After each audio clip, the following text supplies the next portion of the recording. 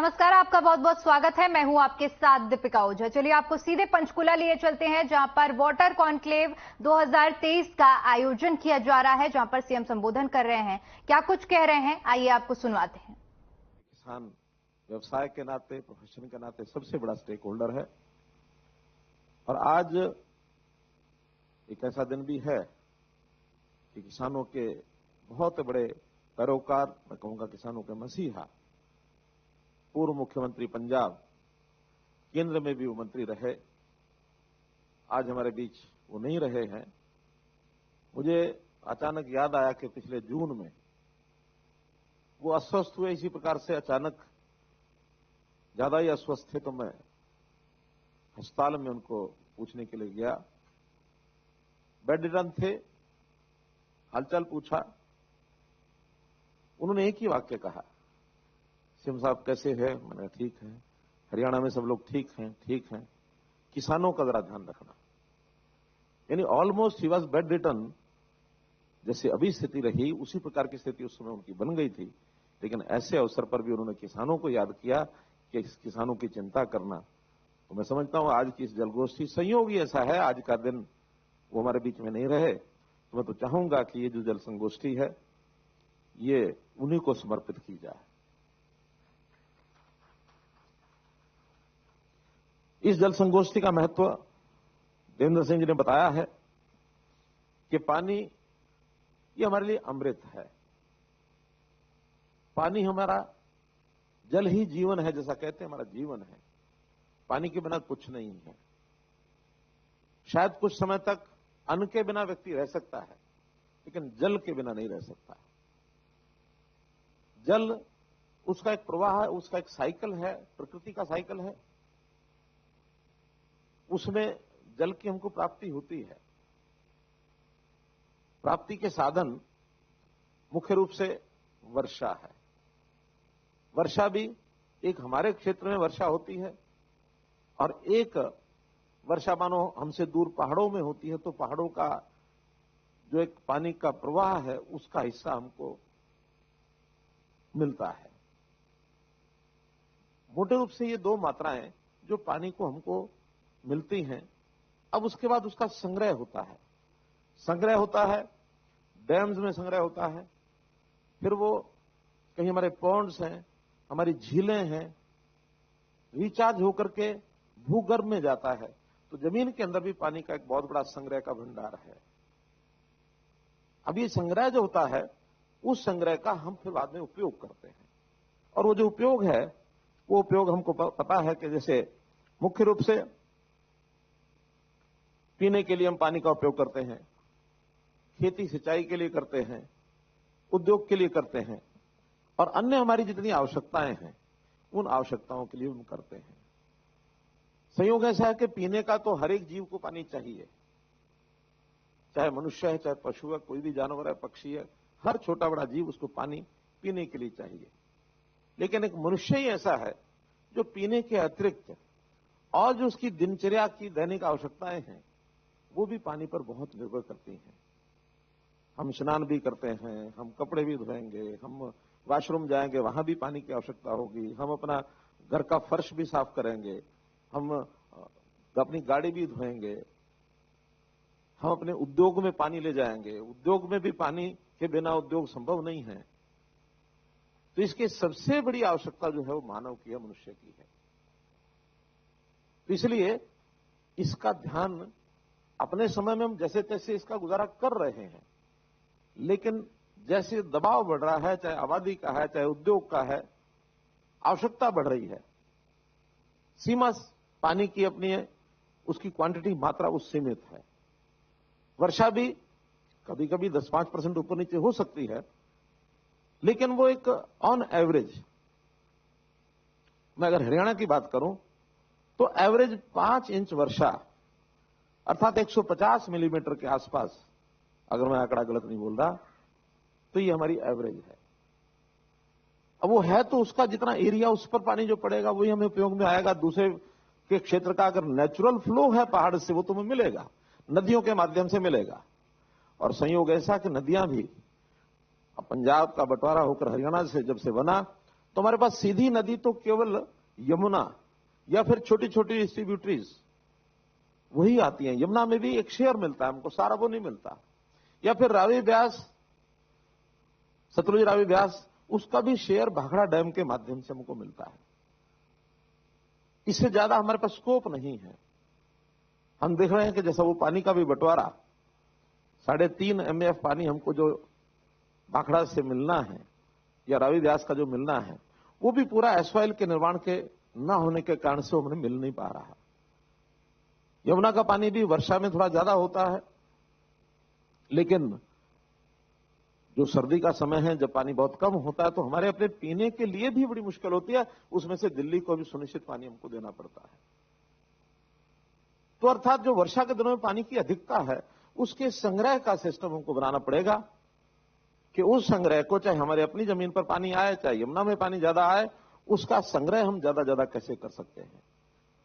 संग्रह के रिजर्वायर, जैसे मैंने बताया, हमारे तालाब हैं, झीलें हैं, लेकिन वो भी उसकी कैपेसिटी कम हो गई, एनक्रोचमेंट्स हो गई, कहीं कहीं गंदे पानी उसका फिर उपयोग भी नहीं होता, ओवरफ्लो भी है। रिचार्जिंग ये प्राय पूरे क्षेत्र में बंद हो गई है। पानी की जो पोरसनेस है, जमीन की जो पोरसनेस है, वो खत्म हो गई है। वो हमारे केमिकल्स के कारण से खत्म हुई है। जमीन की जो लेयर है वो मजबूत हो गई, पक्की हो गई, पानी नीचे रिश्ता नहीं है। केचुए पहले इसका रास्ता बना देते थे ऊपर से नीचे तक, अब हमारे पेस्टिसाइड्स ने और केमिकल्स ने केचुओं को भी खत्म कर दिया। जमीन का पानी वो रिजर्वायर कम होता जा रहा लगातार। एक इसमें थोड़ी सी संभावना, जो आशा की किरण बची हुई है, वो है रेन्यूएबल ट्यूबवेल्स। रेन्यूएबल ट्यूबवेल्स क्योंकि रिवर बेड में या उसके आसपास ही लगते हैं और वो फ्लो जो है लगातार ऊपर से नीचे तक चलता है। वो रिचार्जिंग से ऊपर से इतना नहीं जितना नीचे उसका अंडरकरंट भी चलता है। उस अंडरकरंट के कारण से उसका उपयोग हम कर रहे हैं, और अच्छे प्रकार से जब अगर कमी कोई पड़ेगी तो हमको साइंटिफिक तरीके से उसको करना पड़ेगा। फिर भी इसका जो मात्रा है वो हमारी सीमित है, उपयोग बढ़ता जा रहा है। तो ये जो गैप है प्राप्ति में और उपयोग में, इस गैप को फिलअप करना ये भी हमारी जिम्मेदारी बनती है। अब ये किस प्रकार से करेंगे? जितना पानी का हम उपयोग कर रहे हैं, जैसा बताया कि हमारी आवश्यकता 34 MAF की खेती की है और मिल रहा है हमको कितना? टोटल 20 MAF, जिसमें से 4 से 5 MAF तो हमको सीधा वर्षा से मिलता है, बाकी नदियों से मिलता है। जितना जमीन में पानी जाता है उससे ज्यादा हम दोहन कर रहे हैं, 139% दोहन कर रहे हैं हम, जो कि किसी भी एरिया का सर्वाधिक दोहन का एक पैरामीटर। हमारे ब्लॉक्स डार्क जोन में आते जा रहे हैं। 2004-05 में 55 ब्लॉक डार्क जोन में थे और अभी आज 2020 में 85 ब्लॉक डार्क जोन में है। क्यों मैडम? 30 ब्लॉक डार्क जोन में बढ़ गए हैं। अगर इसी प्रकार से बढ़ता चला गया तो पानी नीचे का भी मिलना बंद हो जाएगा हमको। इसलिए ये पानी की प्राप्ति नदियों से चाहे मिले, वर्षा से चाहे मिले, उसको संग्रह करना, फिर उपयोग करना, उपयोग के बाद अब जो विधाएं आ गई हैं नई, उसमें उसको ट्रीट करना। ट्रीटमेंट के ऊपर भी हमको उसका पूरा उपयोग यानी पूरा ध्यान करना पड़ेगा, ताकि ये ट्रीटेड वाटर बहुत से क्षेत्रों में इसका उपयोग कर सकते हैं। अगर हमारी प्राप्ति 20 MAF की है और हमारी आवश्यकता 34 MAF की है, तो ये 14 MAF उसी 20 को अगर रिसाइकल करके हम पूरा कर सके तो वही एक रास्ता, और कोई रास्ता नहीं है। पानी बना नहीं सकते हम, बिल्कुल नहीं बना सकते। पानी जैसा है वैसा है, और पानी को वर्षा भी जैसे होनी है वो नेचुरल तरीके से होनी है। हम वर्षा नहीं पैदा कर सकते, ठीक है, कुछ साइंसदानों ने ऐसा किया है कि नेचुरल एक आर्टिफिशियल रेन के कुछ प्रयोग चलाएं, वो नहीं बात मात्रा में नहीं हो सकता। बहुत कहीं एक प्रयोग के रूप में कुछ हुआ होगा तो हुआ होगा। हम जैसा चाहें जहां चाहें वर्षा हो जाएगी, जितनी हम चाहें उतनी हो जाएगी, संभव ही नहीं है। वो तो एक वेदर का एक साइकिल है, ग्लोबल वार्मिंग के कारण से वो भी चेंज हो रहा है। उस पर भी अनिश्चितता के बादल मंडरा रहे हैं। कभी ये वर्षा फसल पकी मार्च अप्रैल में आ जाती है, कभी सूखा पड़ जाता है, कभी वर्षा के का मानसून सीजन में इतनी ज्यादा हो जाती है कि बाढ़ आने का खतरा हो जाता है। तो हमें इसको रेगुलेट करना पड़ेगा और रेगुलेट करके उसको मैनेज करके तब हम आवश्यकता की पूर्ति कर सकते हैं। आज हमारे डिपार्टमेंट, चाहे वो पब्लिक हेल्थ है, चाहे अर्बन लोकल बॉडीज या फिर रूरल डिपार्टमेंट या जो भी कुछ इसमें कर रहे हैं, जहां तक मुझे जानकारी दी गई है 200 एसटीपीज या हमारे वेस्ट वाटर ट्रीटमेंट प्लांट्स लगभग इतने लगे हैं, जिसका 700 क्यूसेक पानी हम जो है रीयूज कर रहे हैं। क्या इतना ही है? 1800 MLD। लेकिन वो हमारी कुल उपयोग का बहुत थोड़ा है। उसको हम बहुत अच्छे तरीके से उपयोग कर सकते हैं। वो हम इरिगेशन के लिए कर सकते हैं, वो हम उद्योग के लिए कर सकते हैं, वो हम घर में अतिरिक्त पानी के अतिरिक्त जो उपयोग हैं उसमें कर सकते हैं। हम अपने वॉशरूम्स का जितना भी रीयूजेबल वाटर उसको यूज कर सकते हैं। मुझे अच्छा लग रहा है एचएसवीपी के हमारे कुछ सेक्टर्स में इन्होंने शुरू भी किया है कि डबल पाइपलाइन की सप्लाई, पोर्टेबल वाटर पीने के लिए अलग और बाकी दूसरी लाइन अलग, जिसके अंदर बाकी चीजों का, बागवानी है, घर में कोई किचन गार्डन है या पार्क है, कुछ और है, उसकी सिंचाई उससे करेंगे और जो उपयोग है उससे करेंगे। और ये अच्छी मात्रा, अच्छे यानी क्वालिटी का वाटर भी ट्रीटमेंट के बाद हो सकता है। पिछले दिनों सिंगापुर जाना हुआ, मेरा वाटर पार्क है वहां, तो उस वाटर पार्क में उन्होंने बॉटल्ड वाटर रखा हुआ था। तो हम तो ये गए कि जैसे आते ही थोड़ा विश्राम करने के लिए आदमी कहता है बैठे, पहले चाय पिए, पानी पिए। हमने समझा ये पीने के लिए पानी होगा, चाय आएगी, बैठा रहे और उसके बाद फिर अंदर दिखा के लाएंगे। तो उन्होंने बैठते ही कहा कि ये पानी देख रहे? मैंने कहा, कह लगे हमारे प्लांट का ट्रीटेड वाटर है और प्लांट का ट्रीटेड वाटर वहां पीने में कहीं कहीं किसी किस्म की दिक्कत नहीं, आपत्ति नहीं है, इस लेवल तक का है। हम अभी सिंचाई के लिए भी कैसे 10 BOD से पानी और क्वालिटी इसकी अच्छी हो उस पर लगे हैं, और उनका BOD तो शायद 0 या 1-2 ही होगा। तो कॉस्ट पड़ती है, लेकिन पानी की कीमत के बदले में वो कॉस्ट कुछ नहीं है। हम सब कुछ करने के लिए अपनी योजनाओं को बढ़ानी चाहिए। इस पानी का रेगुलेशन, इसका इंफ्रास्ट्रक्चर, ये भी हमको मजबूत ताकि वेस्ट ना जाए पानी। पिछले दिनों इरिगेशन डिपार्टमेंट ने हमारा चैनलाइजेशन का जो कार्यक्रम है, लगभग 2,500 करोड़ रुपए की योजना हमने बनाई थी, खास करके यमुना नहर की, उस पर काम चल रहा है। अभी भी 3 दिन पहले मूणक हेड के ऊपर एक पैरेलल दिल्ली ब्रांच का मैं शिलान्यास करके आया हूं, हालांकि काम शुरू हो चुका है उसका। हमने दक्षिण हरियाणा में भी जो लिफ्ट इरिगेशन के प्रोजेक्ट्स भी चलाए हैं। वेस्टर्न यमुना कैनाल का दोनों जो नहरें हैं उनका काम चल रहा है, क्योंकि चैनलाइजेशन जितना अच्छा होगा, खेत में आखिरी टेल तक पानी पहुंचाने के लिए हमको सुविधा होगी, हम उसमें चोरी नहीं होने देंगे। जितना पानी है उसका अच्छा प्रबंधन, अच्छा उपयोग। फिर इसके प्रबंधन में हमको मेजरिंग सिस्टम ये भी अपने करने पड़ेंगे। हर स्थान के ऊपर पानी जो है, कितना पानी जाना चाहिए, कितना जा रहा है, आखिर उसकी प्लानिंग तो हम करते ही हैं। आरटीडास ये जो रेगुलेशन का सिस्टम बनाया है, कुछ पॉइंट्स पर लगा है, सारे प्रदेश में भी नहीं लगा पाए हैं। कितने आरटीडास लगाए होंगे हमने? 180 हो गए हैं, ताकि किस पॉइंट पर कितना पानी हमको छोड़ना है और कितना जा रहा है उसका डाटा हमारे पास ऑनलाइन होना चाहिए। कई बार शिकायतें आती हैं कि इधर पानी ज्यादा छोड़ दिया, इधर कम छोड़ दिया, इसकी स्पर्श लग गई, उसने दबाव डाल दिया, वहां हेराफेरी कर दी। फिर एक जगह जितना छोड़ा, आगे उसके चैनलाइज अलग अलग चैनल्स हैं, सब मिलाकर के उतना आगे बढ़ा या रास्ते में किसी ने चोरी कर लिया। जमीन का पानी, इसका भी समय समय पर हम हर एरिया का उसका मेजरमेंट हमको रखना पड़ेगा। किस एरिया में कितना पानी नीचे जा रहा है, आज क्या लेवल है, 6 महीने बाद, साल बाद क्या होगा, उसी में से हम चीजों को ठीक कर सकते हैं। उसके लिए भी हमारी जो जल संसाधन अथॉरिटी मैडम केशरी नारायण अरोड़ा जी, इन्होंने अच्छा प्रयोग किया। पीजोमीटर, लगभग 1700 पीजोमीटर लग चुके हैं। ठीक नहीं है, बड़े तो नहीं, कुछ 1700 हो गए हैं। कितने की योजना है हमारी है? सभी गांव, 6,500 गांव में, गांव लेवल पर हमको पता लगना चाहिए कहां पानी ज्यादा निकाला जा रहा है, ताकि हम उसका कोई प्रबंधन कर सकें। इसके लिए जो कोई नियम बनाना पड़ेगा, नियम बनाएंगे, जो उसके ट्रांजैक्शन कॉस्ट लगानी है वो भी लगाएंगे। क्योंकि पानी को अगर आपने ऐसे ही छोड़ दिया, और जनता का मानस ये है, ठीक है पानी पर क्या पैसा लगता है, पानी जितना मर्जी यूज करो, लेकिन रेगुलेट करने के लिए उसका कंसिडरेशन भी एक सिस्टम होता है, उसको करना पड़ेगा।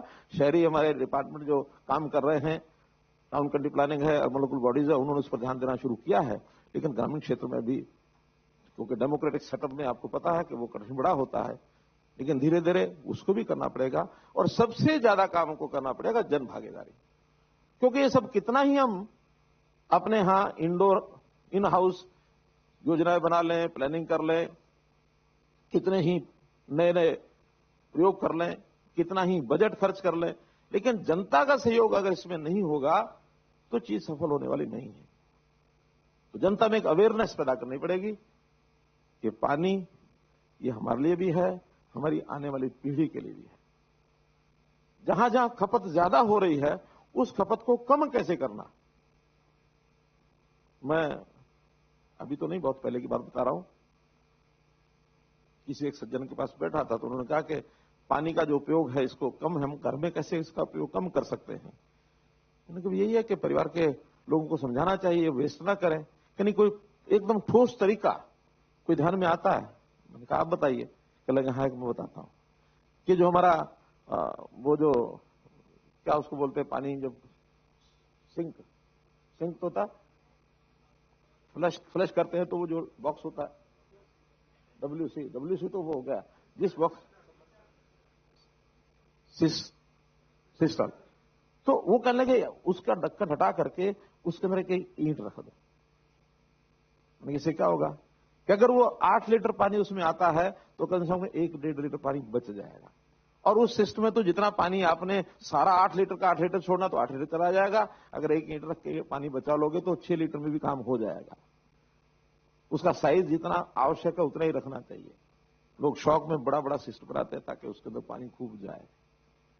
अब छोटा प्रयोग है लेकिन पानी बचाने की विधि अगले ने बताई। तो इस प्रकार से पानी को बचाना है तो ये जन जागरण हमको करना पड़ेगा कि पानी को बचाया कैसे जाए, उसका प्रबंधन कैसे किया जाए, इंफ्रास्ट्रक्चर उसका कितना बनाना, कैसे बनाना। अब पानी की आवश्यकता है, पूर्ति करनी पड़ेगी। घर घर, हर घर जल, नल से जल, एक अभियान चलाया है। अब उसमें से कोई कहे कि पानी ज्यादा लगता है, ऐसा नहीं है। देखा जाए तो अगर सिस्टम कारगर हो गया तो इससे पानी बचेगा, क्योंकि जितने भी इससे पहले पानी का जो गांव में हम लगाते हैं उसकी जो पोस्ट लगती है अलग से, उसके अंदर पानी अंधाधुंध चलता है, बिना रोक टोक के चलता है, नालियां भरी रहती हैं। गांव के अंदर तो पानी को चलाने के लिए नीचे से भी खींचो या अपने वाटर वर्क से लाओ, जितना पानी है बहा दो, शाम को खाली करो, फिर भरो उसको। लेकिन उसका उपयोग करने के लिए अगर हमने हर घर नल से जल अगर ये किया है तो पानी का उपयोग जितना है उतना ही वो करेगा परिवार का आदमी। तो ऐसा इसका उपयोग भी हमको चेक करना पड़ेगा।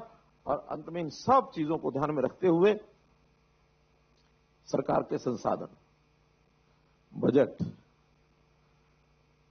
अनुराग जी की तरफ देख रहा हूं मैं, क्योंकि काम सब किए जा सकते हैं, बड़ी सीमा तक किए जा सकते हैं, बड़े लेवल तक किए जा सकते हैं, तेजी से किए जा सकते हैं, लेकिन एक लिमिटेशन हमारी बजट की जरूर है। इस बजट का कहां कहां से हम उपलब्ध करा करके, और अपने ट्रेजरी से हो जाएगा अच्छा है, ट्रेजरी से नहीं हो तो अतिरिक्त रिसोर्सेज जितने मिल सके उतने लगाने चाहिए। और लगाने के बाद हर एक विभाग को इन कामों को अपने लेवल पर उसकी एक, जिसको करना चाहिए मास्टर प्लान, मॉडल प्लान ये बनानी चाहिए। ये ठीक है कि फिर जब कोऑर्डिनेशन करेंगे तो उसके अंदर हो सकता है एक टाइम प्लान के हिसाब से शेड्यूल बनाना पड़ेगा, भी इतना काम हम इस साल करते हैं, इतना अगले साल करेंगे, इतना उससे अगले साल करेंगे। हो सकता है पूरा काम एक ही साल में पूरा ना हो, लेकिन लंबी प्लान के लिए भी इनिशियली एक उसका होलिस्टिक, जिसको कहना चाहिए उसका व्यू पॉइंट ये बनना चाहिए कि क्या हरियाणा में ये सब हम कर सकते हैं क्या। पॉन्ड अथॉरिटी के माध्यम से क्या सभी 8000 ओवरफ्लो और जो हमारे पॉन्ड हैं जो गंदे पानी के हैं उनको कैसे हम ठीक कर सकते हैं, उसकी खुदाई कैसे कर सकते हैं, रिचार्जर के लिए कैसा कर सकते हैं। हम अब जितने पानी की जहां जहां वेस्ट होता है, चोरी होती है, उसमें जो हमारे छोटे पानी के खाल जिनको बोलते हैं, वो कितनी मात्रा है और कितना उसको कर सकते हैं, इस साल कितना कर सकते हैं, अगले साल कितना करेंगे। रिचार्जिंग वेल कितने मैक्सिमम बना सकते हैं, ताकि जितना मैक्सिमम बनाएंगे उसमें नीचे के पानी का भी हमको क्वालिटी का भी ध्यान रखना है। कभी कभी ये भी लोग डराते हैं कि ज्यादा रिचार्जिंग वेल सीधा पानी डालेंगे तो नीचे का पानी खराब हो सकता है, उसका भी सारा सिस्टम आपको सोचना होगा। इनकी सबकी टेक्निक आप लोगों को जिनको जानकारी है बहुत अधिक है, हमको जानकारी नहीं, हमको तो मोटा मोटा एक पिक्चर पता है कि पानी की आवश्यकता, इसकी आपूर्ति, किसी को कष्ट आगे आने वाले पीढ़ियों तक भी ना हो, हमारे ध्यान में तो इतना है। लेकिन इसको कैसे करना है, लगभग जैसे बताया 10 विभागों के लोग यहां बैठे हैं, सभी विभाग इसमें अपना जिम्मेवारी जो है वो निभाएं, जन भागीदारी की जैसे मैंने बात कही वो हम करें। एक विषय से भूमि सुधार का भी आता है, क्योंकि पानी का उपयोग करने के लिए अगर भूमि ठीक नहीं है तो भी हमको कठिनाई होगी। कई जगह वाटर लॉगिंग हो गया है। अब वाटर लॉगिंग जो पानी वास्तव में ऊपर है, ऐसा नहीं कि नीचे चोए का पानी सब जगह से आ गया, वो पानी रिचार्ज होकर नीचे नहीं जा रहा, वहां मिट्टी की भूमि की जो लेयर्स हैं उसमें कहीं गड़बड़ हुई है। अगर वहां भी आप ट्यूबवेल लगा करके पानी निकालना चाहेंगे, वाटर लॉगिंग ऊपर के एरिया में है, नीचे आपको 60 फुट से 50 फुट से नीचे पानी, अच्छा पानी मिलेगा नहीं, वो पानी नीचे नहीं जा रहा है। तो इसमें भी जो संबंधित विभाग हैं उस पर भी जरूर चर्चा करें, और हमारा तो इन सब विषयों को लेकर के एक पवित्रता का भाव मन में जरूर रहना चाहिए, क्योंकि ये पुण्य काम है। कोई ऐसा ही नहीं है कि जैसे कोई सड़क बनाने के लिए या बिल्डिंग बनाने के लिए एक अभियान चला दिया, उतना अभियान है, उतना नहीं है। इसमें पवित्रता का भाव, हमारे प्राचीन समय में हमारी सांस्कृतिक जो जितनी भी धरोहर है उसके अंदर भी इनका बड़ा महत्व था।